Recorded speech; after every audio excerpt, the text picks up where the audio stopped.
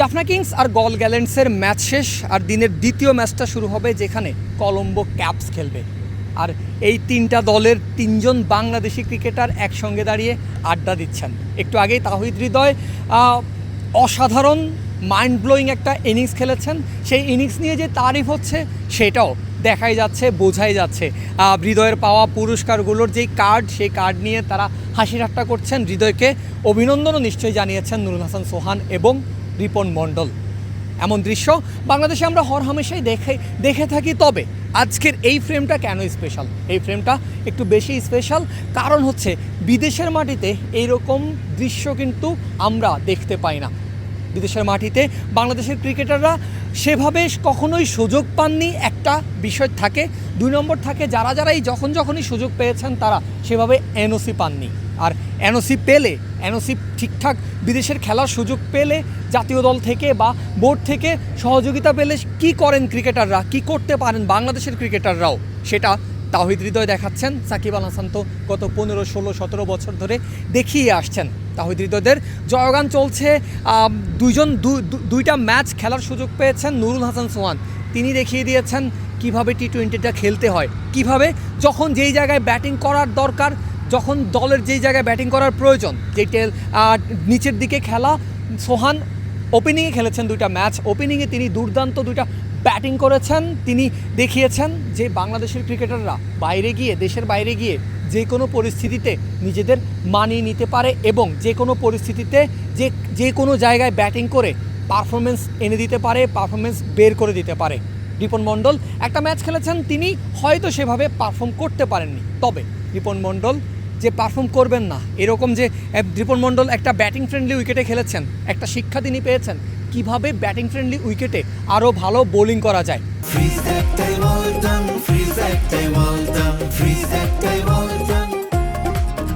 নুরুল হাসান সোহান 2টা ম্যাচ ধরে একাদশে সুযোগ পাচ্ছেন না, তার রিপ্লেসমেন্টে যাকে খেলানো হচ্ছে তিনিও ভালো খেলছেন না। তাহলে এইখান থেকে নুরুল হাসান সোহান একটা বিদেশি লিগের অনেক ক্রিকেটার, অনেক বিশ্বমঞ্চের ক্রিকেটারদের সঙ্গে ড্রেসিং রুম শেয়ার করার সুযোগ পাচ্ছেন, ডাগ আউট শেয়ার করার সুযোগ পাচ্ছেন। নিজে কোন জায়গায় আরও একটু ভালো খেললে হয়তো তাকে রিপ্লেস করা হতো না, সেই জিনিসটা তিনি জানতে পারছেন। সবই কিন্তু বিশ্বমঞ্চে হচ্ছে, যেটা বাংলাদেশের ক্রিকেটাররা আগে সেভাবে সুযোগ পেত না। তাও হৃদয়রা পারফর্ম করছেন, বারবারই সেই কথা আসছে। সাকিব আল হাসানের কথা আলাদা করে বলার কিছুই নাই।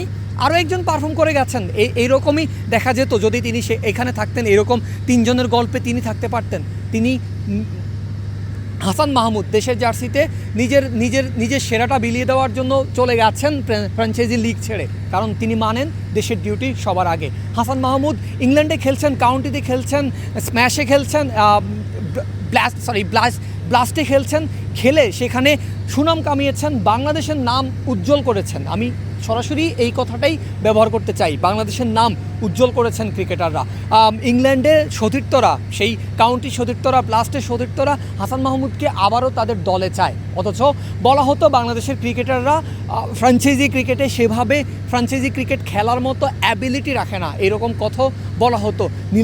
নিলামে নাম দেওয়ার পরেও বাংলাদেশি ক্রিকেটারদের সেভাবে আমলে নেওয়া হতো না, নিলাম থেকে তাদের আবার ফিরে আসতে হতো। কিন্তু দিন বদলাচ্ছে, বাংলাদেশের ক্রিকেটাররা বাইরের দেশে যত বেশি সুযোগ পাচ্ছেন তত পারফরমেন্স দেখাচ্ছেন। এখানে তো এলপিএলের কথা বললাম, ইমনকে দেখেছি, শরীফুলকে দেখেছি, আমরা নাহিদ রানাকে দেখেছি। পাকিস্তান সুপার লিগে তারা কী ধরনের পারফরমেন্স করেছেন, কী ধরনের ফ্যান ফলোয়িং তারা কামিয়েছেন। ফ্যান ফলোয়িং শুনতে খুবই সিলি শোনা যেতে পারে, কিন্তু অনেক ইম্পর্টেন্ট একজন ক্রিকেটারের ক্যারিয়ারের জন্য। আজকে তাহিদ হৃদয় যে পরিমাণ স্টার বয় তকমাটা পেয়েছেন জাফনা কিংসে কিংবা শ্রীলঙ্কাতে, তাকে ঘিরে ধরছে সবাই, একের পর এক ইন্টারভিউ নেওয়ার জন্য সিরিয়াল ধরছে। তার সঙ্গে অটোগ্রাফ নেওয়ার জন্য, তার সঙ্গে ছবি তোলার জন্য দর্শকরা রীতিমতো কাঁটাতারের বেড়া টপকে চলে আসতে যাচ্ছে। সো এই জিনিসগুলোই একজন ক্রিকেটারকে বড় করে তোলে, এই জিনিসগুলোই একজন ক্রিকেটারের কনফিডেন্স বাড়িয়ে তোলে। বাংলাদেশের এমন সুন্দর দৃশ্য আমরা আরও দেখতে চাই, আরও বিভিন্ন লিগে দেখতে চাই, যেহেতু বাংলাদেশের ক্রিকেটের দরজাটা বড় হচ্ছে বিশ্বমঞ্চের জন্য। আর ফ্র্যাঞ্চাইজি লিগ তো প্রায় সব দেশেই এখন হচ্ছে। এমন দৃশ্য আপনিও নিশ্চয়ই দেখতে চান টাইগার ক্রিকেটারদের বিশ্বমঞ্চে।